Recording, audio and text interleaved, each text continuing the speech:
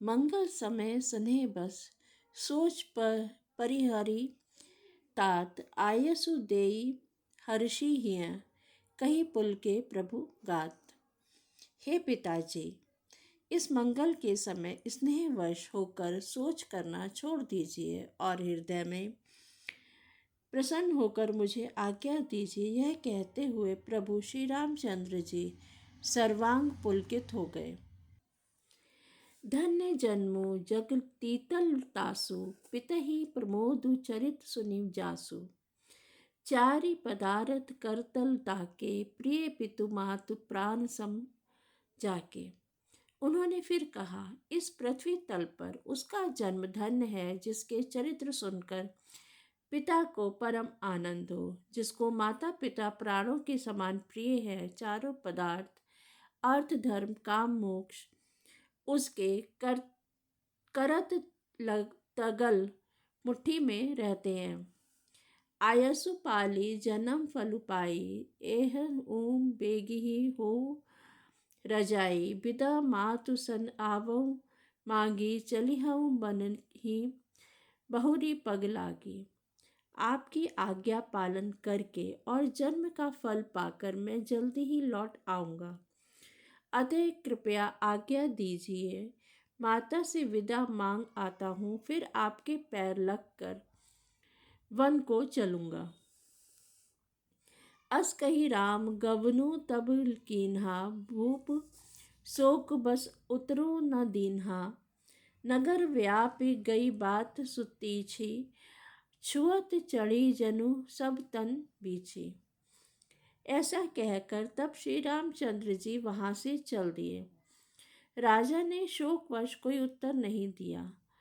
वह बहुत ही तीखी बात नगर भर में इतनी जल्दी फैल गई मानो डंक मारते ही बिच्छू का विष सारे शरीर में चढ़ गया हो। सुनी भय बिकल सकल नर नारी बेली बिटप जिमि देखी दवारी। जो जह सुनई धुनी सिरु सोई बड़ विषाद नहीं धीरज होई। इस बात को सुनकर सब स्त्री पुरुष ऐसे व्याकुल हो गए जैसे दावानल वन में आग लगी देखकर बेल और वृक्ष मुरझा जाते हैं। जो जहाँ सुनता है वह वहीं सिर धूनने लगता है। बड़ा विषाद है, किसी को धीरज नहीं बंधता। मुख सुखाही लोचन स्रवही सो कुन हृदय समाई। मनहु करुण रस कटकई उतरी अवध बजाई। सबके मुख सूखे जाते हैं, आंखों से आंसू बहते हैं, शोक हृदय में नहीं समाता है। मानो करुणा रस की सेना अवध पर डंका बजाकर उतर आई हो।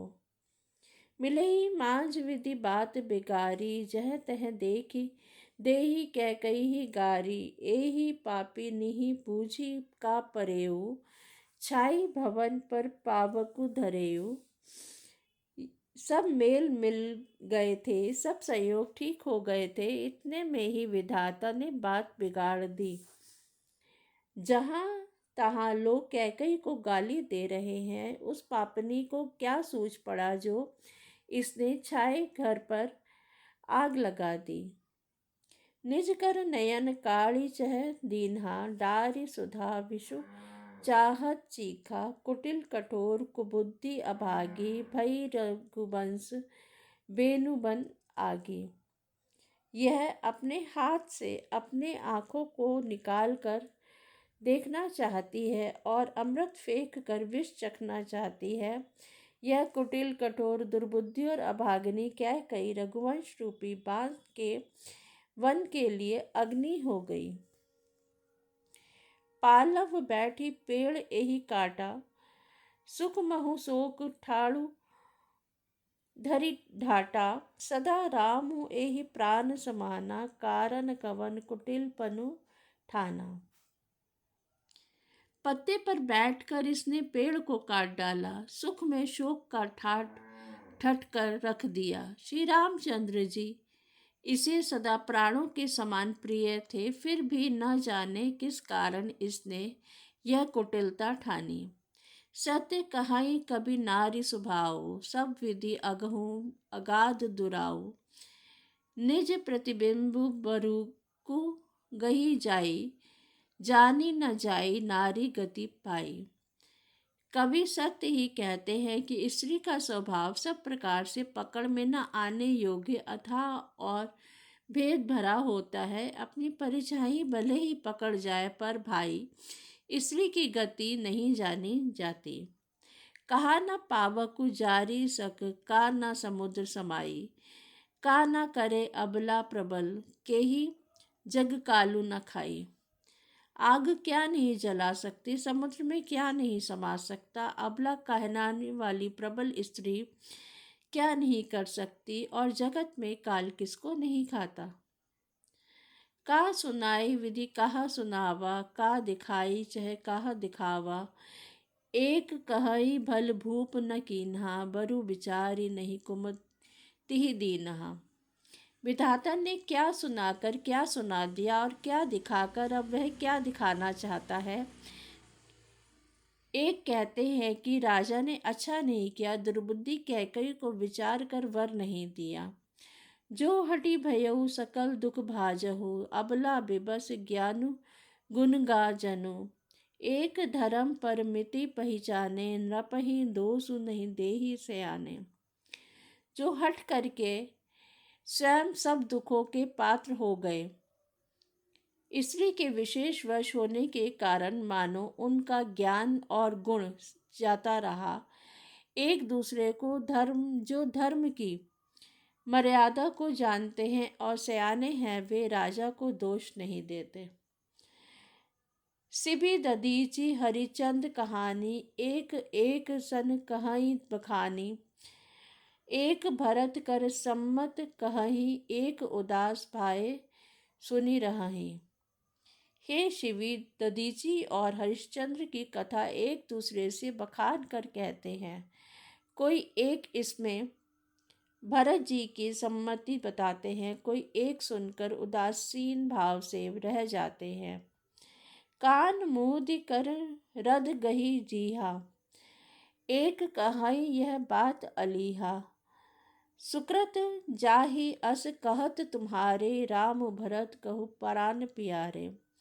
कोई हाथों से कान मूंद कर और जीभ को दांतों तले दबा कर कहते हैं, यह बात झूठ है, ऐसी बात कहने से तुम्हारे पुण्य नष्ट हो जाएंगे। भरत जी को तो श्री रामचंद्र जी प्राणों के समान प्यारे हैं। चंदु चवे बरु अनल कन, सुधा होई विषतूल।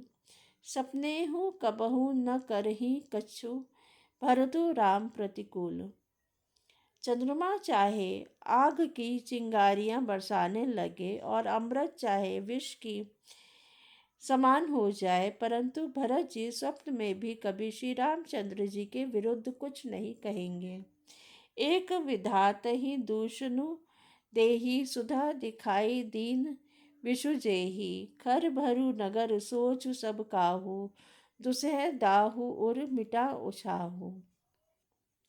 कोई एक विधाता को दोष देते हैं, जिसने अमृत दिखाकर विष दे दिया। नगर भर में खलबली मच गई, सब किसी को सोच हो गया। हृदय में दुसह जलन हो गई, आनंद उत्साह मिट गया।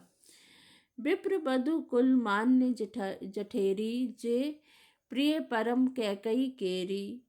लगी देन सिख सीलु सराही, बचन बनाव सम लागही ताही। ब्राह्मणों की स्त्रियां कुल की माननीय, बड़ी बूढ़ी और जो कैकई की परम प्रिय थी, वे उसके शील की सराहना करके उसे सीख देने लगी, पर उसको उनके वचन बाण के समान लगते हैं। भरतु न मोहि प्रिय राम समाना, सदा कहु यहु सबु जगु जाना। करहु राम पर सहज स्नेहु, के ही अपराध आज बनु देहु। वे कहती हैं कि तुम तो सदा कहती थी कि श्री रामचंद्र के समान मुझको भरत भी प्यारे नहीं हैं। इस बात को सारा जगत जानता है। श्री रामचंद्र जी पर तो तुम स्वाभाविक ही स्नेह करती रहती हो, आज किस अपराध से उन्हें वन देती हो। कबहु न कियहु सवती आरेसु प्रीति प्रतीति जान सब देसु। कौशल्या अब कहाँ बिगारा, तुम जे ही लागी वज्रपुर पारा। तुमने कभी सौतियाड़ा नहीं किया, सारा देश तुम्हारे प्रेम और विश्वास को जानता है। अब कौशल्या ने तुम्हारा कौन सा बिगाड़ कर दिया जिसके कारण तुमने सारे नगर पर वज्र गिरा दिया। जय श्री राम।